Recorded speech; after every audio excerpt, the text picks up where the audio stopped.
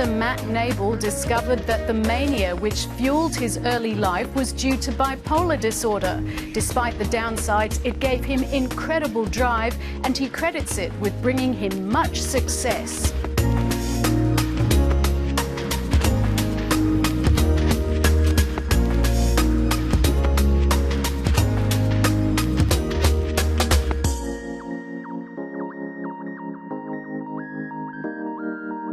Hello and welcome to 1+1. I'm Jane Hutchin. Matt Nable is an actor who's starred alongside some of Hollywood's biggest names. His acting career took off when he was a beer salesman with an idea for a film called The Final Winter, which he wrote and then took the lead part in. That was 8 years ago.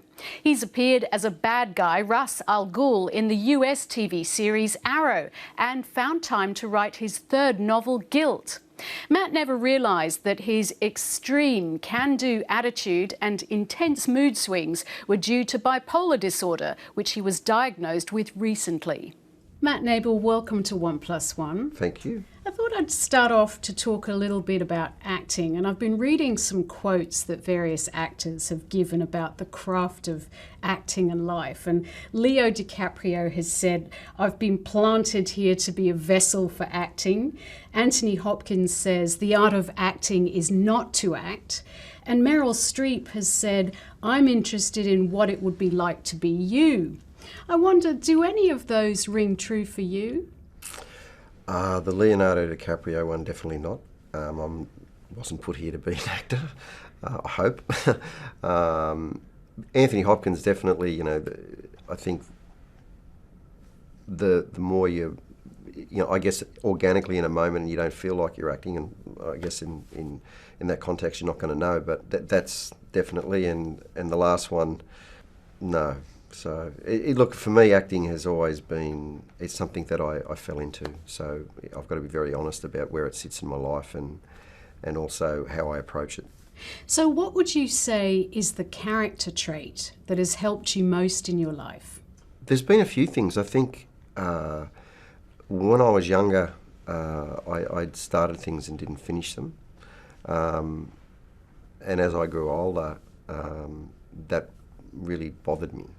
So I got into a situation where when I started writing, for example, I had to finish stuff. If I started something, then I would finish things. And I think in this industry, particularly within acting or writing, that does serve you very well, because to get to the end of something, whether it's going to be seen as a piece of art or not, it's done and you've learned something and you've either improved or you've got some more perspective from it. So starting and finishing is something that in this industry serves me very well.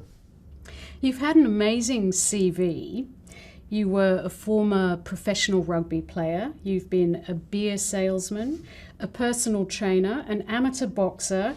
You wrote a screenplay after being encouraged by Tom Keneally, and then you actually acted in that. Yes. And you act and you write. I wonder, is there anything you still want to do? No, I'm fairly happy with where I'm at. I was only saying the other day to my wife, I feel like I could widen down a little bit. I'm middle-aged and I feel middle-aged, like I'm 43, but I feel that every day of that type of thing. So, I'm very happy with where I'm at and I feel very lucky and very privileged to do what I do. But, I'm sort of looking to level out a little bit. Can we talk a little bit about your early life? I understand that you grew up on a barracks. Your dad was in the army for a few decades. What kind of a worldview does that give you? That was a wonderful world, I had a wonderful childhood. I mean, when you're moving, every 2 years we would move. Dad would get a posting and we'd pick up and move. So as children, you had to adapt. And I think that was a good thing. So we made new friends. Every couple of years we had to say goodbye to friends, and so that was wonderful. But an army barracks is, you really do get to spread your wings a little bit because you're under the care of the army. So it's not like civilian life at all. You'd stay out late. There was much less worry, I think, for parents who are parents of army children than perhaps outside in what we called civvy life. So yeah, it was a wonderful, active life and around very different people. There's no class structure in the army. People are just thrown together, so you get a mix of everyone. How did your mum cope with life on barracks? Hard, you know. My mum had 5 kids that were under the age of 7 when she was 27. So a very different generation. And the army back then, you know, I can't talk intelligently about what it's like now, but back then it was a man's world. It was certainly a man's domain. And it was hard for women, you know, and for my mother to pick up every 2 years and to move. They were hard times for her, definitely. You said that you were around a lot of men who'd come back from war, and that wives and kids on the barracks had a lot of walking on eggshells to do. What did you mean by that? You know, my experiences and recollections of the men, you know, a lot of them had come back from war. They'd come back from Vietnam. There were guys that had come back from the Second World War, from Korea. And as far as walking on eggshells are concerned, you just didn't know. They were very hard to read, and there were episodes of violence that were common that you would see. And so for kids, there was that feeling of walking on eggshells, and for the wives as well. I mean, some of those men were unpredictable, and there was alcohol involved, and it was, post-traumatic stress disorder hadn't been diagnosed at that point. I think it was 1980 that was diagnosed. So a lot of these men were dealing with that, and it made for, at times, a volatile sort of environment. So, you know, particularly for the women and children at different stages, that was a palpable feeling of, you know, trepidation, I guess. So you mean you witnessed things on the barracks? Yeah, you saw things, you know, that were with men, and affected men with affected men is not a great mix, and that could, you know, become a volatile situation. You grew up playing football, and actually you were a professional footballer for a pretty short time. What made you veer in that direction? We were just physical kids, you know. My father was in the army he was originally in the infantry. He moved to artillery and became a physical training instructor, which is a PTI. So he was a very physical man. He was, you know, he was a very, very good boxer, professional boxer, and then he fought in the army. And so we had a very, very strong outline of someone that we wanted to aspire to physically. And because he was such a physical guy, we got involved in football and boxing, and we wanted to, you know, wanted his approval, and I guess that sort of manifested itself in being very competitive and really enjoying the sport. And like anything, when you've got some sort of aptitude for it, then you get approval and you continue to do it. So all of us boys, you know, were fairly good sports people, and it was just, I think, you know, the impetus to get into something like that was what we were around very early on, and obviously having a very physical father who was a very respected man. Even as a young age, I didn't know what respect was, obviously, but you could feel it from the other men towards him. You know, he's a very serious man in that regard. So we had something very very visceral to aspire to, and I think that's where it started for all of us. Apart from wanting his approval and aspiring to be what your dad had been, did you know what you wanted to do with your life? All I wanted to do was write, and so that's what I wanted to do in my life. But back then, which was 1989, the only available university course was journalism. Now, I missed out by a couple of marks, and so I didn't get into journalism, and then what was left was teaching. So I had a year off and I went back to teaching, and I'd been away for 12 months and had developed a very, very bad case of I know better and I don't want to be told what to do type of thing. And so I floated for a long time. And football became a focus at one point for a couple of years where, you know, ridiculously I thought this might be a career, but that spat me out pretty quickly. So I know for a long time I didn't know. All I knew definitively was that at some point I would write again. And is it true that when you finished with the boxing you had a nose job? I did. My nose was so horribly busted up that, and I'd had some horrible breaks playing rugby league as well, some really terrible breaks, and I'd smashed my cheekbone as well, which moved everything to one side, and then after boxing, I couldn't breathe, and my wife was like, we were going to have children, and she said, let's get this done, and I went in, and I had no septum left, no cartilage, so they took half my ear out, which is from behind there, and now that's in here. So it was a horrible operation. I carried on terribly, and I'm just hoping never have to go through that again. What about, having played contact sport and boxing is another one. Do you worry, there's a lot of research now about the damage that this stuff can do to your brain. Is that something you worry about? Yep. Anyone who goes into a contact sport at that level, or boxers at a high level, you're affected some way. You don't come out the same way you went in. I think at times maybe there are things that I'm affected with, but I'm not affected too badly. Not as badly as people that I know and that I've seen. Yeah. Oh yeah. There are people that have either played football with or was aware of boxing who are terribly affected.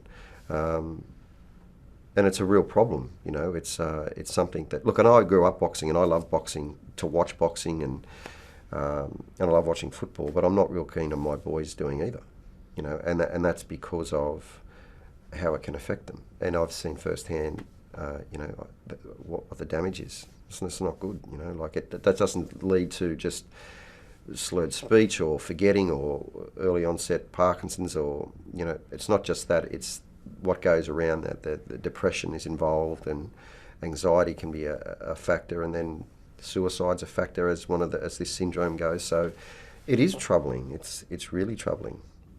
I know you've had some mental health issues. I want to talk about those in a moment. I first want to discuss, though, how you got from really enjoying storytelling and writing to getting this big break with The Final Winter. Look, I had written this thing a long time ago, and this was the first piece of writing, like a prolific piece of writing that I approached. I was still working as a beer rep, but this was like, I'm going to start this and finish it. And I wrote like 65,000 words. I was lucky enough to get it moved on to Thomas Keneally, who encouraged me. And it was a story about rugby league, wasn't it? Yeah, the sort of game versus the industry of rugby league. Yeah, and so when I left, and I gave myself 12 months to write and see where my wife gave me 12 months as well, to see where that might head. The first thing that I did was revisit that story, which I'd now written in two different manuscripts, and I figured it might make a good film for whatever reason. So I decided I'd write a screenplay, which I'd never done before, and because of my disorder, which we'll talk about, I made decisions that for most people would have been, they were remarkably risky, but also not in any sort of reality. And so I ended up making a film with a couple of other guys who were equally as positive, and it just, it happened. I'd never been on a film set before, and my naivety, my ignorance to the film industry, and my condition were great factors, were a great help. When you say your condition, so what I'm guessing you mean by that is for some reason the bipolar made you believe you could do things that maybe were beyond your current estimation. Yeah, I was in a state of what's called hypomania for a very long period of time, where you're so elevated, and I believed a feeling of being invincible, of taking on the world and being bulletproof, and driven by ego. And I developed a real siege mentality of me versus everyone else. If you said I can't do it, watch me.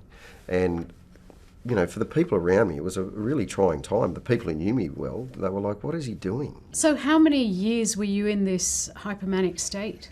I dealt with very flat periods in my teens, that were, I'm sure they were depressing, but they were very, very depressive states.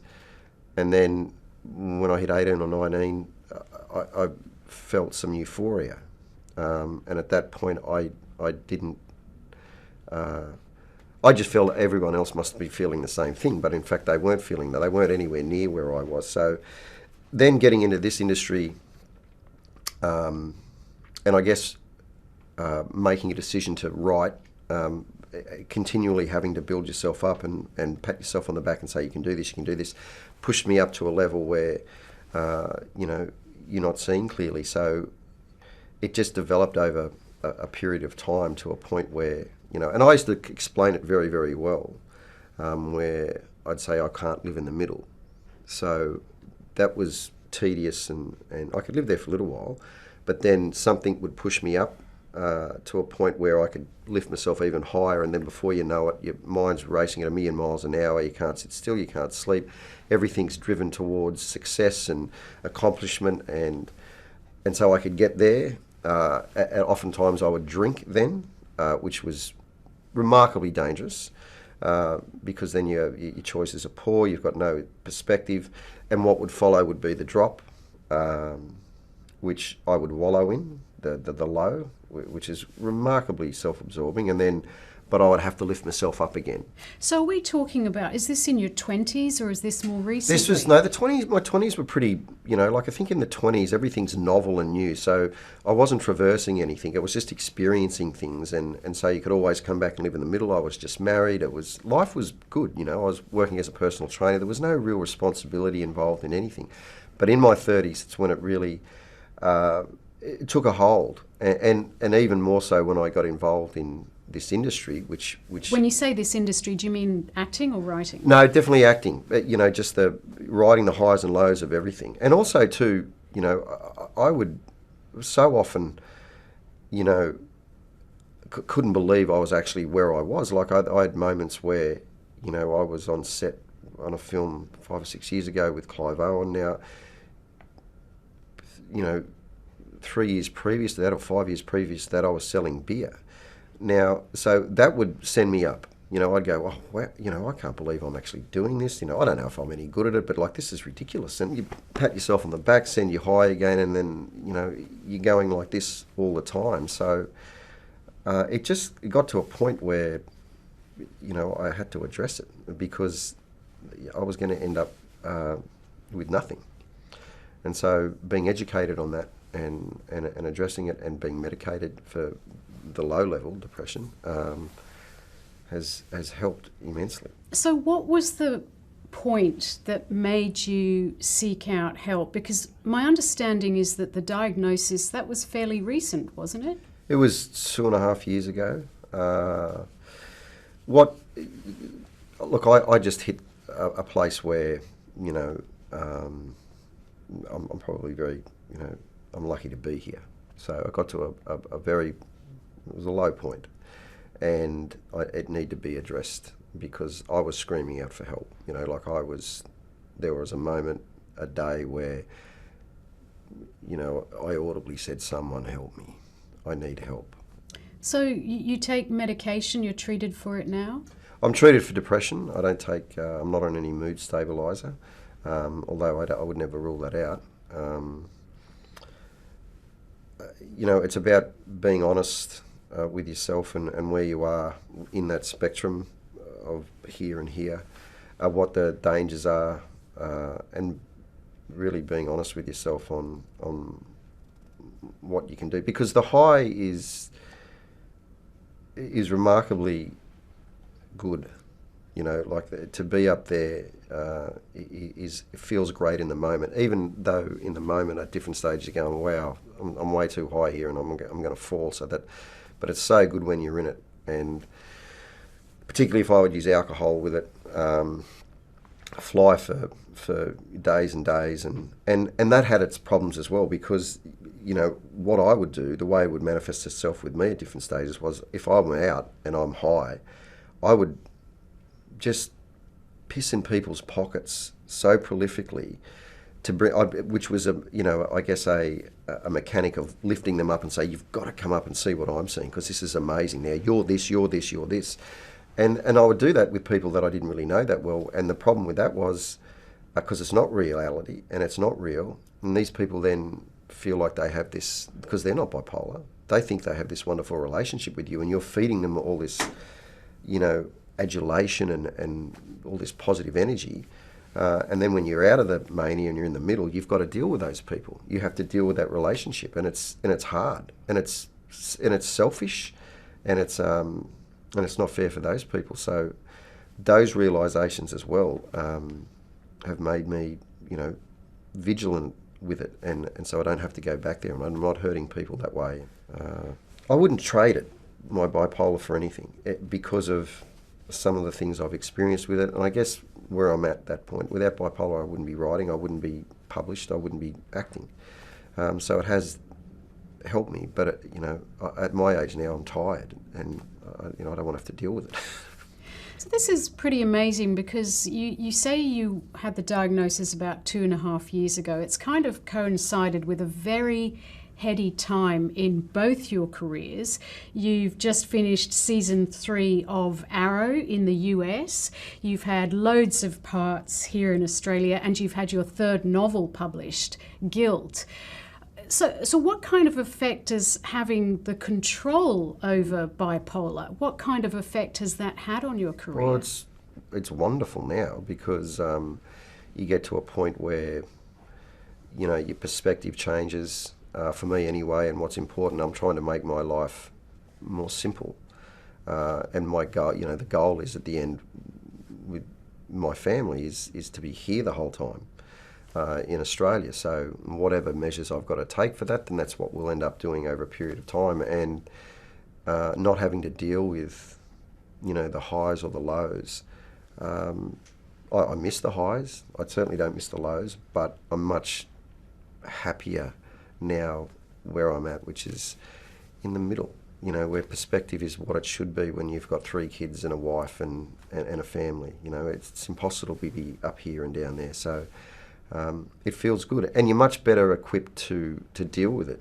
Like, it is what it is. I mean, if someone reads my book and they love it, great. If they don't like it, I don't care, and I don't mean that apathetically. It's because I can't help you. I mean, nothing I say or do is like, if you don't like it, you don't like it. If you don't like me as an actor, you don't like me as an actor. So I don't have to ride the highs and lows, because it is what it is. And I understand what art is as well. It's the definition really isn't how it makes someone feel, and you're not going to please everyone. So that's the way it is. So, whether I'm being successful or I'm being lauded for something or lambasted for something, I'm pretty removed from it, which is a nice feeling, because that doesn't push me here or here.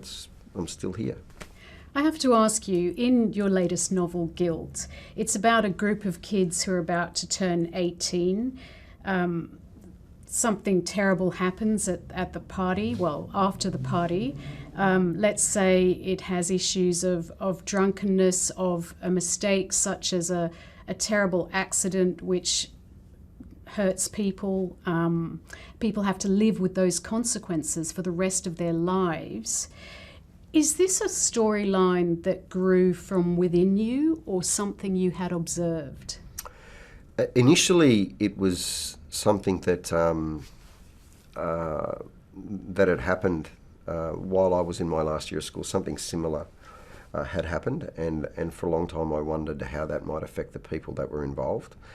And then further to that, I wanted to write about that time in my life. I was really yearning to write about the age of 18. My last 2 years at school were wonderful.